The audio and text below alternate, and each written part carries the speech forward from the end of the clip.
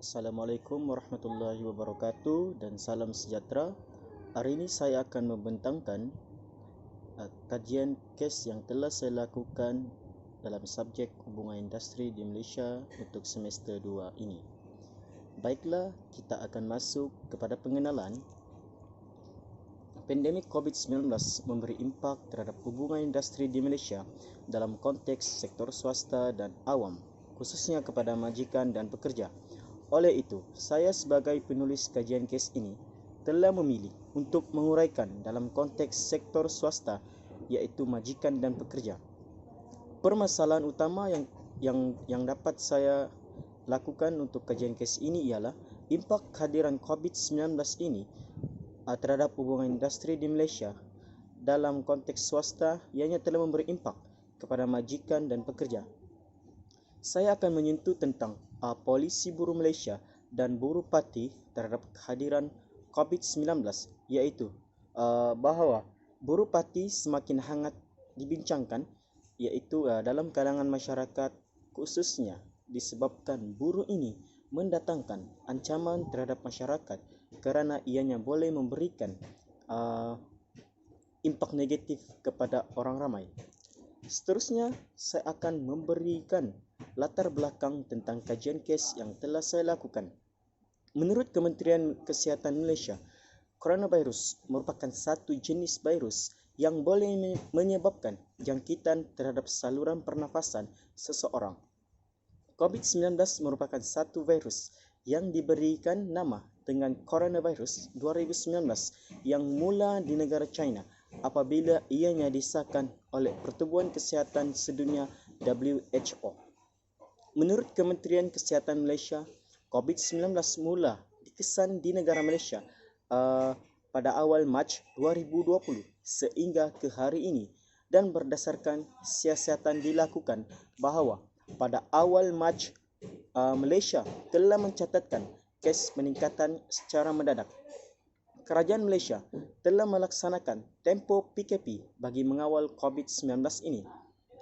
Oleh itu, penutupan sektor swasta ini telah menjejaskan operasi perniagaan dan menjejaskan pendapatan para pekerja dan majikan. Seterusnya, saya akan menguraikan tentang penilaian kes. Dalam bahagian ini, saya akan menggariskan pelbagai bahagian kajian kes yang saya fokuskan, iaitu impak COVID-19 terhadap hubungan industri di Malaysia dalam konteks swasta, iaitu majikan dan pekerja. Salah satu kesan COVID-19 terhadap hubungan industri di Malaysia kepada pekerja ialah pemotongan gaji sementara kepada mereka. Menurut berita Astra Awani yang saya ambil dari sumber internet, Dr. Rabiatul Usna mengatakan bahawa pekerja terpaksa diberi jumlah gaji yang separuh sepanjang tempoh PKP dilaksanakan bagi mengurangkan kos sesebuah sektor swasta yang beroperasi. Tambahan pula, kehilangan pekerjaan akan memberikan kesan terhadap kesihatan para pekerja, dan pekerja mengalami kesan daripada COVID-19, iaitu mereka terpaksa bekerja dari rumah. Kesan seterusnya ialah kepada majikan pula, iaitu mereka terpaksa mengambil cuti tanpa gaji disebabkan pihak syarikat hilang sumber pendapatan semenjak tempoh PKP dilaksanakan untuk menanggung kerugian yang dialami oleh syarikat. Kesan bagi majikan semasa COVID-19 ini berlaku ialah majikan terpaksa menanggung kos saringan dan ujian kesihatan kepada para pekerja. Seterusnya, kita akan dalam penyelesaian atau perubahan yang dicadangkan. Dalam menyelesaikan isu kajian kes ini, saya akan menguraikan tentang peranan pemerintah, peranan majikan dan peranan kesatuan sekerja, serta cadangan dalam membendung impak terhadap hubungan industri, khususnya kepada pekerja majikan dalam menghadapi COVID-19 ini. Selain itu, menurut berita harian, iaitu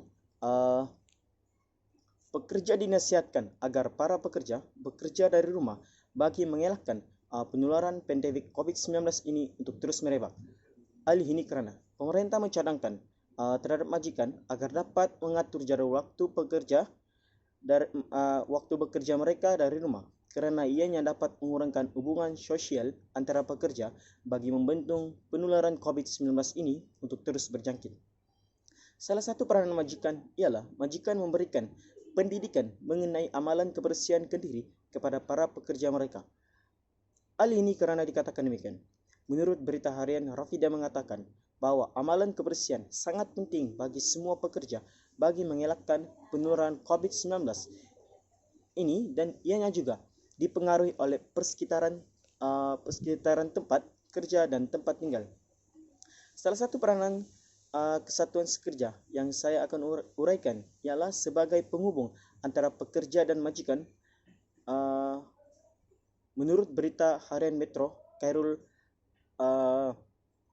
Azran mengatakan bahawa kesatuan sekerja mestilah menjadi penghubung antara pekerja dan majikan bagi dapat mengamalkan kesederhanaan, bertoleransi dan bekerja sama dalam semua perkara bagi menghadapi isu COVID-19 ini.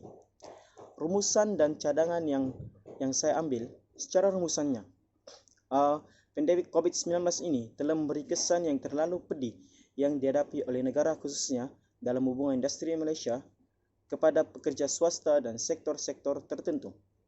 Cadangan yang pertama ialah pekerja dan majikan mestilah sentiasa mematuhi akan arahan yang diberikan oleh pemerintah agar tidak melakukan operasi perniagaan semasa tempoh PKP dilaksanakan oleh kerajaan.